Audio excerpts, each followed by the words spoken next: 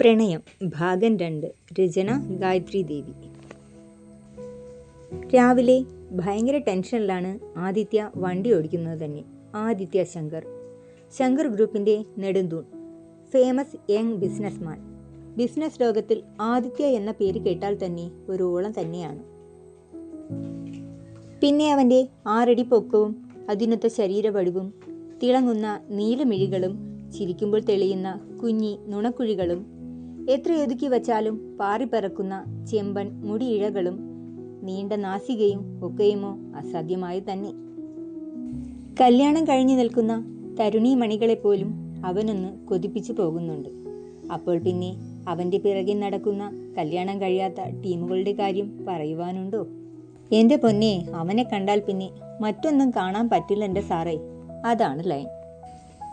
സംഗതി നമ്മൾ ഒരു സൂപ്പർ സ്റ്റാർ ലുക്കൊക്കെ ആണെങ്കിലും ചെക്കന് പെണ്ണുങ്ങളോട് ഇച്ചിരി അകലം കൂടുതലാണ്. ഒറ്റ മകനല്ലേ, എന്തിനും ഏതിനും കൊഞ്ചിച്ചു വളർത്തി. പോരാത്തതിന് ചെറുതിലെ തന്നെ അവനിൽ കണ്ട അസാമാന്യ ബുദ്ധിയും പക്വതയും കാരണം കുഞ്ഞിലെ മുതൽ അച്ഛനൊപ്പം ബിസിനസ്സിലേക്ക് വഴിതെളിച്ചു വിടുകയും ചെയ്തു. ആദിത്യക്ക് ഇഷ്ടമില്ലാത്ത കാര്യങ്ങളൊന്നും വീട്ടിൽ ആരും തന്നെ നിർബന്ധിച്ചു ചെയ്യിക്കാറില്ല. നിർബന്ധിക്കാൻ ചെന്നിട്ടും വലിയ കാര്യമില്ല. എങ്കിലും ഇപ്പോൾ കുറച്ചു നാളായി ശങ്കറും ഭാര്യ തീർത്ഥയും അവരുടെ മകനൊരു കുടുംബം ഉണ്ടായി കാണുവാൻ വല്ലാതെ ആഗ്രഹിക്കുന്നു. ശങ്കറിൻ്റെ പെങ്ങളുടെ മകളായ ലാവണ്യാണ് കക്ഷി. അവരും ബിസിനസ് ഫാമിലി തന്നെ. ഇച്ചിരി കുരുട്ടി ബുദ്ധി കൂടിയ ആൾക്കാരാണെന്നുള്ള ഒറ്റ കുഴപ്പം മാത്രം. അത് തന്നെയാണ് ആദിത്യൻ അയാളെ ഒഴിവാക്കാനുള്ള പ്രധാന കാരണവും. പിന്നെ അതിനേക്കാൾ മേലെ എന്തെങ്കിലും ഉണ്ടോ എന്ന് ചോദിച്ചു നോക്കിയാൽ ചിക്കൻ പറയും സ്പാർക്ക് വേണ്ടേയെന്ന്. ഒന്ന് കാണുമ്പോൾ, തൊടുമ്പോൾ, ചേർത്ത് നിൽക്കുമ്പോഴൊക്കെ ഉള്ളിൽ നിന്നും യാതൊരു വികാരങ്ങളും ഉണ്ടായിട്ടില്ലെങ്കിൽ അവിടെ എങ്ങനെ നല്ലൊരു റിലേഷൻ വർക്കൗട്ടാകുമത്രേ. എന്തായാലും ഈ വിഷയത്തിൽ അമ്മയും മകനും രാവിലെ തന്നെ ഉടക്കി പിരിഞ്ഞുള്ള വരവ് കൂടിയാണിത്. ബ്രേക്ക്ഫാസ്റ്റ് പോലും കഴിക്കാൻ നിൽക്കാതെ വീട്ടിൽ നിന്നിരുന്ന സ്ലീവ്ലെസ് ബനിയനിലും ബെർമുഡയിലും ആണവൻ്റെ വരവ്. പിന്നെയോ അവൻ്റെ എല്ലാ ദേഷ്യവും തീർക്കുന്നത് പാവം ഓടിക്കാറിൻ്റെ സ്റ്റിയറിങ്ങിൽ ആണെന്ന് മാത്രം. കുറച്ചു ദൂരം പോയപ്പോൾ അവൻ തന്നെ അവസാനം സഹിയിട്ട് വണ്ടി ഒതുക്കി. അതാണേൽ ഒരൊഴിഞ്ഞ മാന്തോപ്പിൻ്റെ അരികിലും. ആ നിമിഷം അവൻ്റെ വണ്ടി പോലും താൻ രക്ഷപ്പെട്ടല്ലോ എന്ന് ചിന്തിക്കുന്നുണ്ടാകും. എല്ലാ ടെൻഷനും തീർക്കാൻ എന്ന പോലെ കാറിൽ നിന്നും വെളിയിലിറങ്ങി ബോണറ്റിലേക്ക് അവൻ കയറിയിരുന്നു. ശേഷം പോക്കറ്റിൽ നിന്നും ഒരു സിഗരറ്റ് എടുത്തു പുകച്ചു. ചെറിയ തണുപ്പുള്ള ശാന്തമായ അന്തരീക്ഷം, കൂടെ പഫും. എൻ്റെ സാറേ, എന്താ ഫീൽ! കണ്ണൊക്കെ അടച്ചുകൊണ്ട് ആസ്വദിച്ചു വലിച്ചു വിടുകയാണ്. അപ്പോഴാ മാന്തോപ്പിൻ്റെ മതിലുകെട്ടിനുള്ളിൽ നിന്നും എന്തൊക്കെയോ ശബ്ദങ്ങൾ കേട്ടത്. ആരാ, എന്താ, ഏതാ എന്നൊന്നും ചിന്തിക്കാനുള്ള സമയം കിട്ടിയില്ല. ഏതോ ഒരു ജീവി അവൻ്റെ ദേഹത്തൂടെ വന്നു ചാടി. എൻ്റെ അമ്മേ, കുരങ്ങൻ! ദേഹത്തു വീണ സാധനം അങ്ങനാണ് അള്ളിപ്പിടിച്ചത്. അതുകൊണ്ട് ചെക്കൻ അറിയാതെ അലറിപ്പോയതാ. എന്തായാലും ഉരുണ്ടു വീണ സാധനത്തെയും കൊണ്ടവൻ കാറിൻ്റെ ബോണറ്റിലൂടെ നേരെ റോഡിലേക്ക് ലാൻഡ് ചെയ്തു. ഇപ്രാവശ്യം ചെക്കൻ മുകളിലും ജീവി താഴെയുമാണ്. അടിയിൽ നിന്നൊരു അപശബ്ദം കേൾക്കുന്നുണ്ട്. കണ്ണൊക്കെ തുറച്ചു നോക്കുമ്പോൾ 2 ബൾബ് പോലുള്ള തുറിച്ച കണ്ണുകൾ. ദേവിയേ, എന്തൊരു നോട്ടം! ചാടിപ്പിടിച്ചു വല്ല വിധേനയും എഴുന്നേറ്റു. നടുവൊക്കെ ഇച്ചിരി വളയാൻ ബുദ്ധിമുട്ട്. താഴെ കിടക്കുന്ന ഉണ്ടകണ്ണിയാണേൽ അന്യായ ലുക്ക്. നേരെ നോക്കാൻ പാകത്തിനല്ലാത്തോണ്ട് 2 പേർക്ക് മുഖം ശരിക്കങ്ങട് കിട്ടുന്നില്ല. പോരാത്തേനവൾ മാസ്ക് കൂടെ വച്ചിട്ടുണ്ട്. നമ്മളും പിന്നെ മുഖം കൊഴുക്കാൻ പോയില്ല. ദേഹത്തെ വേദനയെല്ലാം ആവാഹിച്ചുകൊണ്ട് ഒറ്റ അലറൽ ആയിരുന്നു പിന്നീട്. ഡീ, തറയിൽ നിന്നും എഴുന്നേറ്റ് പൊടി! അവളുടെ അമ്മുമ്മയുടെ ഡൈവിങ്! നീ വല്ല കുരങ്ങ് ജന്മവുമാണോ? മനുഷ്യന്റെ നടുവും പോയി വണ്ടിയും ചെളിഞ്ഞു. കുരങ്ങ് തൻ്റെ മറ്റവൾ! നിന്നോട് ആരാടാ പട്ടി പറഞ്ഞേ ഞങ്ങളുടെ പറമ്പിന്റെ മതിലോരം കൊണ്ട് തൻ്റെ ഓട്ട കാറിടാൻ? ലവൾ തറയിൽ നിന്നും എഴുന്നേൽക്കുവാൻ ശ്രമിക്കുകയാണ്. അതിൻ്റെ ബുദ്ധിമുട്ടും ശബ്ദമടപ്പും അവളുടെ മറുപടിയിലും പ്രതിഫലിക്കുന്നുണ്ട്. അവളുടെ ദേഷ്യം കാണുമ്പോൾ നമ്മൾ അങ്ങോട്ട് പോയി വല്ലതും ചെയ്തതുപോലെയാ. ഇവിടെയൊക്കെ കാലേ വരി നിലത്തടിക്കണം. അല്ലേലും പെൺവർഗമല്ലേ, ഇതൊക്കെ പ്രതീക്ഷിക്കണം. ഉള്ളിലെ ദേഷ്യത്തെ കണ്ണുകൾ അടച്ചുകൊണ്ട് മുഷ്ടി ചുരുട്ടി നിയന്ത്രിക്കുവാൻ നോക്കിയെങ്കിലും മനസ്സിലെ ദേഷ്യം അവളോടുള്ള മറുപടിയിൽ എറിച്ചു തന്നെ നിന്നു. ഡീ ചൂലേ, എൻ്റെ കാറിൻ്റെ വില അറിയുമോ? ഓട്ടക്കാർ പോലും ഒറ്റ വീക്കങ്ങ് വെച്ച് തന്നാലുണ്ടല്ലോ. ഇച്ചിരി കൈ ഉയർന്നു എന്ന് തന്നെ പറയണം. അല്ല പിന്നെ ക്ഷമിക്കുമ്പോൾ തലയിൽ കയറി നിരങ്ങുന്നു. മറുതിയുടെ മുഖം നല്ലോണം കാണട്ടെ, ഷേപ്പ് മാറ്റി കൊടുക്കുന്നുണ്ട്. വീക്കാൻ താനിങ്ങ് വാടാ പ്രാന്ത, തൻ്റെ ഷേപ്പ് ഞാൻ മാറ്റും. അലറിക്കൊണ്ട് പെണ്ണ് തറയിൽ നിന്നും ചാടി വരുന്നു. ശിവനെ എന്തൊരു ജന്മമാണാവോ. അവളുടെ സിൽക്ക് മോറുള്ള തലമുടിയൊക്കെ മുഖത്തും കഴുത്തിലുമായി ഒഴുകി നടക്കുന്നുണ്ട്.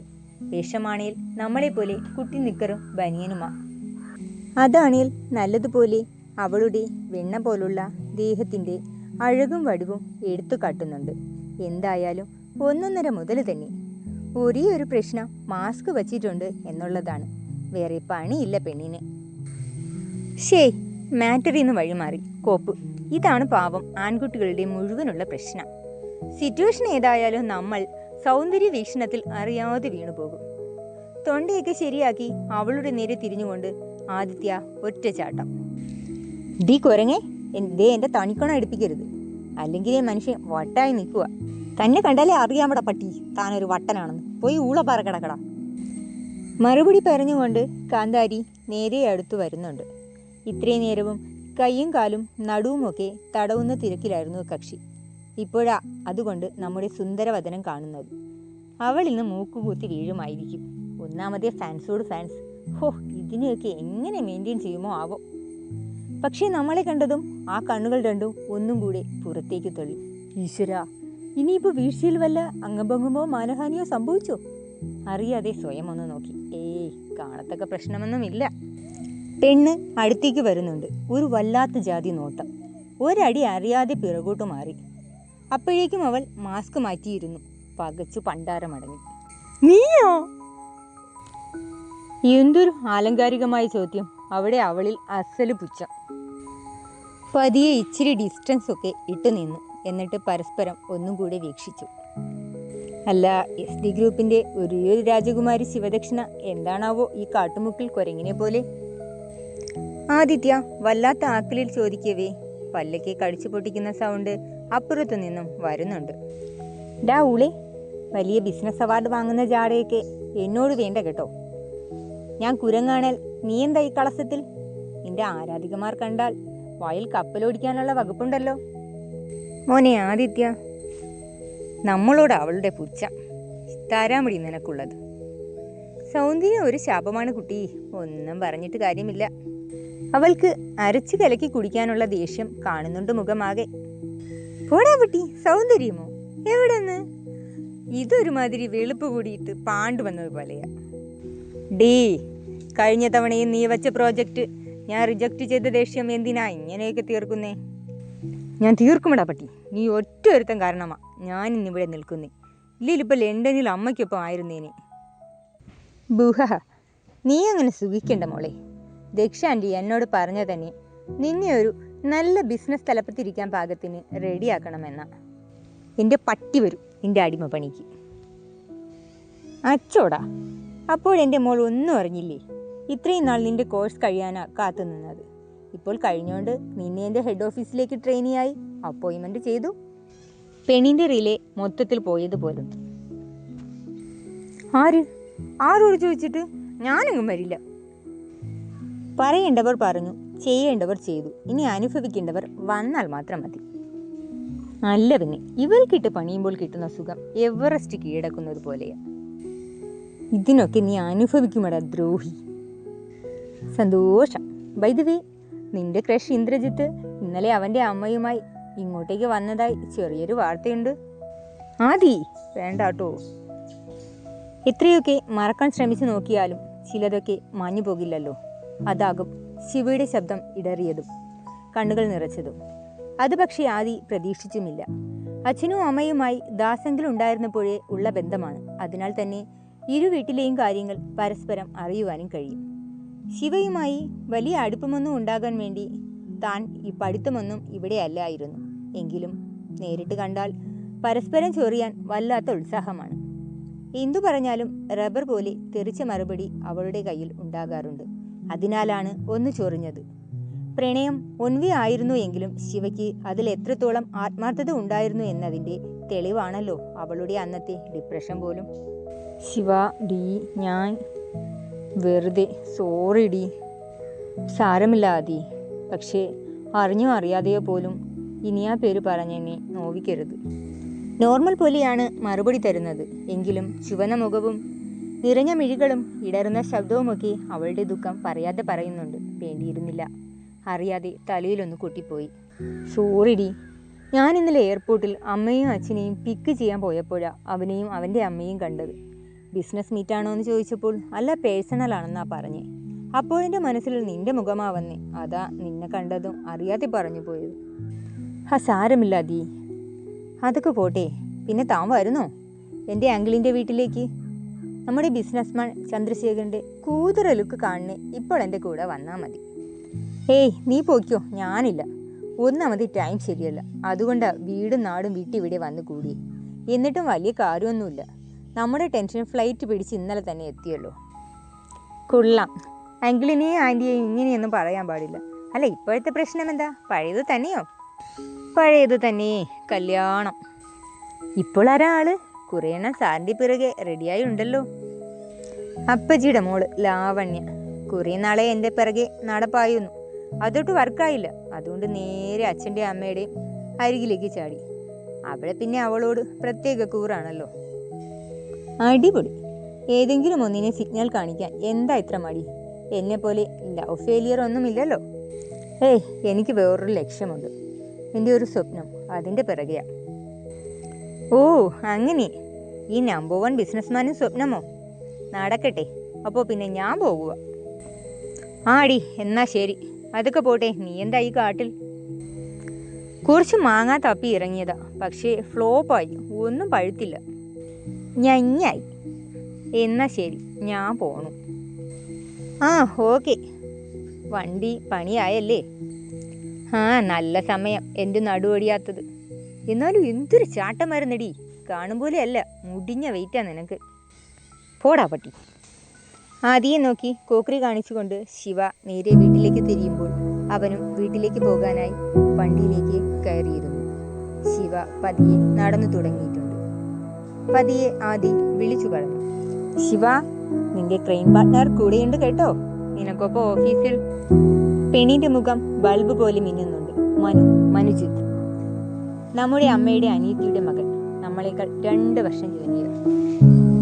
നമ്മൾ വിദേശ പഠനം സ്വപ്നം കണ്ടുകൊണ്ട് നാട് വിട്ടപ്പോൾ അവന് നാട് മതിയെന്നും പറഞ്ഞുകൊണ്ട് നമ്മുടെ വീട്ടിൽ തന്നെയുണ്ടായിരുന്നു. അവനും ശിവയും +2 തൊട്ടുള്ള കൂട്ടാണ്. അവന്റെ കൂടെ കൂടി നമ്മൾക്കിട്ട് പണിയലാണ് രണ്ടിന്റെയും ജോലി. ട്രെയിൻ പാർട്ട്ണർ എന്നൊക്കെ പറയുമ്പോൾ തന്നെ അറിയാമല്ലോ, അന്യായ സാധനങ്ങളാ. കൂടെ പഠിക്കുന്ന പിള്ളേരെ പഞ്ഞിക്കിടുക, ക്ലാസ് കട്ട് ചെയ്ത് സിനിമയ്ക്ക് പോവുക, സാറന്മാരെ ഭീഷണിപ്പെടുത്തുക. ഒന്നും പറയണ്ട, റിയൽ ഡെവിൾസ്. രണ്ടിനെയും ഒന്നും പറയുവാനോ ചെയ്യുവാനോ ആർക്കും പറ്റില്ല. പിന്നെ എന്തൊക്കെ ചെയ്താലും രണ്ടിനും നല്ല മാർക്കായിരിക്കും. എങ്ങനെ സാധിക്കുന്നു ആവും. എന്തായാലും ട്രെയിനിങ് തീരുന്നവരെ നമുക്ക് പണിയായി. നേരിട്ട് കാണുമ്പോൾ ശിവയും താനും എപ്പോഴും അടിയാണ്. അതിനാൽ ഓഫീസിലെ കാര്യം കണ്ടറിയാം.